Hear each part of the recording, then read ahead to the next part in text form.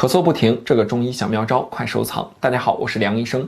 最近呢，好多朋友中招了，感冒后啊，咳嗽的没完，有些人半个月，有些人1个月，有些呢好几个月呢都好不了。如果你也有这样的问题啊，我先来教你一个中医非常好用的小妙招，帮你来去判断你的咳嗽到底是什么原因导致的。这个妙招是看什么呢？就是看你的痰。你看，如果咳嗽的话，通常呢都会有一些痰的表现。那你见过哪几种痰呢？首先第一种会咳白痰，是不是？这是最常见的。那第二种情况呢，很多朋友一开始是咳白痰的，咳了2-3天、3-5天之后，发现痰开始变浊了，开始变黄了。那这就是第二种情况，就是咳黄痰了。那还有第3种情况，就是呢痰特别少，难以咳出，或者咳出来之后发现痰啊特别黏，甚至呢就直接一点痰都没有。所以说我们最常见是不是就这3种情况呀？那我今天教你的这个小方法，虽然说可能并不是特别准确，但是呢它很实用，对于我们普通人来去快速判断你的咳嗽在中医上是什么原因引起的，其实还是很好用的。那首先我们先来看第一种情况，就是白痰。那这种白痰呢，多见是因为啊，比如说外感了，就是比如说被寒风吹了，受凉了，出现一开始感冒，后来就咳嗽这样的一种表现。那咳吐白痰多见是因为风寒袭肺导致的。那这个时候可用的中成药就特别多了，比如说呢像通宣理肺丸，那比如说呢还有像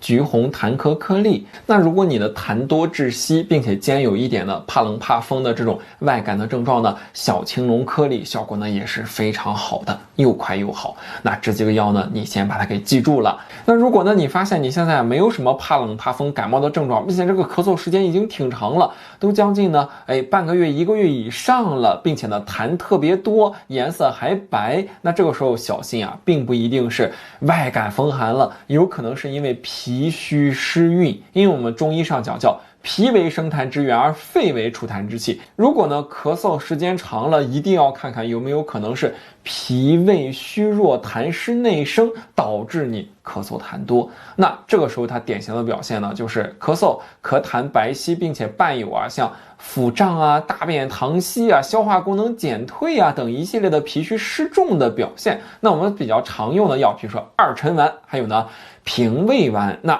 这样的药物啊，它呢就更擅长了。你看，我们先讲完白痰，那我们再来看第二种情况，黄痰。那黄痰，尤其是你感冒之后出现的咳嗽啊，那最多见的就是风热犯肺，或者是外感风寒，过了一段时间之后干嘛？入里化热了。那这个时候呢，我们就要用一些清肺热的药物。那清肺热的药物啊也很多了。那比如说呢，像这个清肺益火片。那再比如说呢，像橘红丸呀、鲜竹沥呀，那这一类的药物呢，都有比较好的清肺热来去呢止咳化痰的功效。那对于小孩来说呢，像小儿肺热咳喘，那这一类的药物呢，效果呢也是比较好的。我们还有一种一个很经典的药叫做麻杏石甘糖浆，又叫做麻甘糖浆或者麻甘颗粒。那这个中成药啊，主要来自于麻杏石甘汤的经方化裁成的一个中成药，也是非常好的。那第3种情况就是什么？干咳无痰了。那干咳无痰呢，如果是因为外感导致的话，多见叫风燥犯肺。那风燥犯肺，那主要是什么呀？就是燥邪。那干燥的这种邪气容易伤什么呀？伤阴液。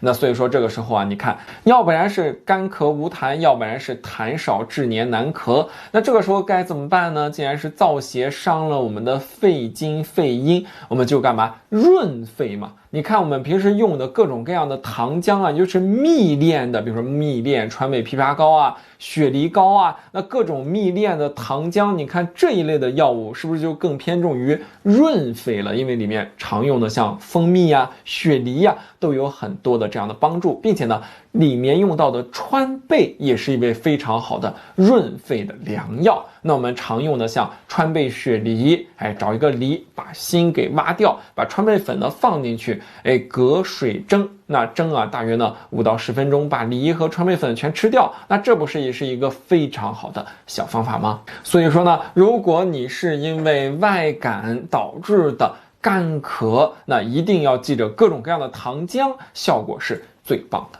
那如果呢你发现我这个咳嗽也没有什么外感，它就是常年的干咳，并且呢咳了好久，就是呢痰特别少，并且伴有口干、舌红、苔少，一伸舌头啊，舌苔很少，甚至没有舌苔。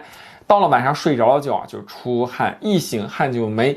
平时你看两个颧骨这都红红的，尤其是到了下午啊，身上就一阵发热汗出。如果你有这样的表现，一定要记清了，肺肾两虚啊。多见是呢，因为肺肾的阴虚导致的干咳。那我们可以用什么百合固金片，或者呢麦味地黄丸，这些药物啊，可以对于这种慢性的肺肾阴虚导致的咳嗽啊，有非常好的帮助。所以说讲到这儿了，你看我就教你一个简单的方法，就看痰，你到底是白痰还是黄痰，还是干咳无痰，就可以帮助你来去判断你的咳嗽属于中医的哪一种类型，又该怎么来调。那我们中医上讲咳嗽的原因非常多，我今天也只是给大家讲了几种最常见的，但是我觉得这个简单的小方法一定对于你的咳嗽有非常好的帮助。好，本期课程到此结束，更多健康知识请关注我。